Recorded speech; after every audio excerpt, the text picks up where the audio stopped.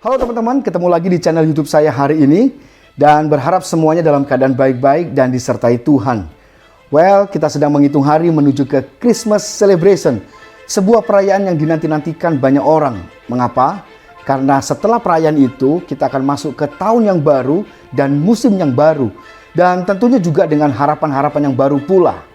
Baiklah, sebelum saya lanjutin pembahasan saya, jangan lupa untuk subscribe, like, comment, and share. Dan di video kali ini sebenarnya ada beberapa pertanyaan yang muncul di WA chat seputar Natal dan pernak-perniknya. Dan salah satunya adalah, benarkah Yesus itu lahir pada tanggal 25 Desember? Karena kalau mau dibilang sebenarnya gak ada yang tahu persis kapan tanggal kelahiran Yesus sebagai manusia di bumi 2000 tahun yang lalu.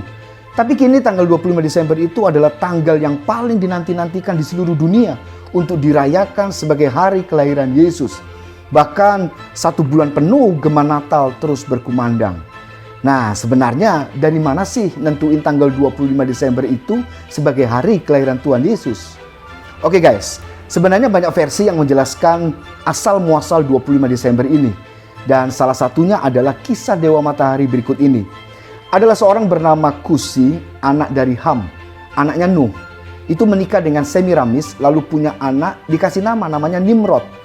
Dan Nimrod ini adalah seorang pemburu yang gagah perkasa. Bahkan Alkitab bilang dialah mula-mula sekali yang berkuasa di bumi ini.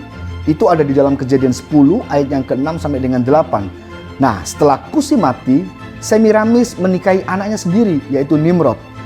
Semiramis memang telah dipersiapkan iblis untuk mengajar Nimrod bagaimana mempersembahkan bayi kepada mata dengan jalan merobek dadanya dengan besi yang dibengkokkan dan tajam ujungnya. Lalu kemudian Sem anak Nuh membunuh Nimrod dan memotong-motong tubuhnya. Setiap potongan tubuh disebarkan di berbagai tempat terpisah, disertai dengan ancaman. Siapa yang mempersembahkan bayi kepada matahari akan meninggal dengan nasib serupa seperti Nimrod. Tetapi Semiramis memang punya banyak akal bulus kepada semua pengikutnya. Dia bilang kalau Nimrod gak mati, tapi ia lahir kembali sebagai bayi yang Semiramis kandung. Dan bayi itu lahir lalu kemudian diberi nama Tamus. Lalu disembah sebagai dewa matahari dengan lambung terbalik. Nah, kelahiran Tamus inilah yang dirayakan setiap tanggal 25 Desember. Nimrod hadir di pohon itu dan memberi hadiah. Dan inilah sejarah pohon Natal dan hadiah-hadiahnya. Peringatan kelahiran dewa matahari kemudian dikenal sebagai perayaan kafir Babel yang kemudian berkembang ke seluruh dunia. Semiramis dan Tamus dikenal dengan nama Mother and Child. Di Mesir namanya Isis dan Osiris. Di kerajaan Romawi dikenal dengan nama sebagai Fortuna dan Jupiter. Lalu kemudian di India dikenal sebagai Isi dan Iswara. Di Asia sebagai Cybele dan Deus. Semiramis sendiri disembah sebagai Ratu Langit. Nah, setelah gereja mula-mula ada, lama-lama mulai terjadi penyimpangan seperti nubuatan dalam kitab Wahyu 2 dan Wahyu 3 tentang keberadaan jemaat-jemaat saat itu menjadi tanda adanya kekafiran yang mulai masuk dalam gereja Tuhan. Sampailah kepada jemaat Pergamus yang mengawinkan gereja dengan tradisi kekafiran.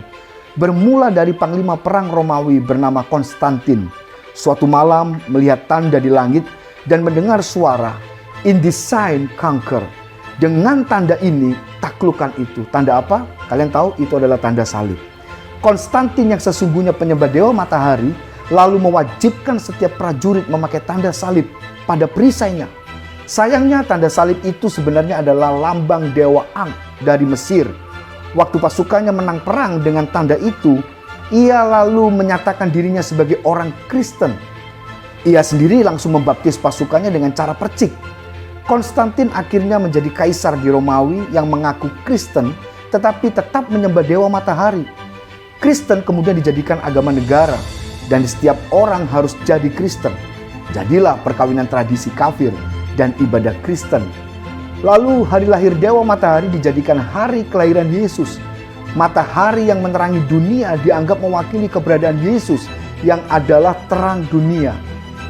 Jadilah 25 Desember menjadi hari lahir Yesus yang dikenal dengan perayaan Natal. Lalu kemudian atribut perayaan Natal itu pun masuk seperti pohon Natal dengan hiasan-hiasan bulat-bulat sebagai lambang dewa matahari.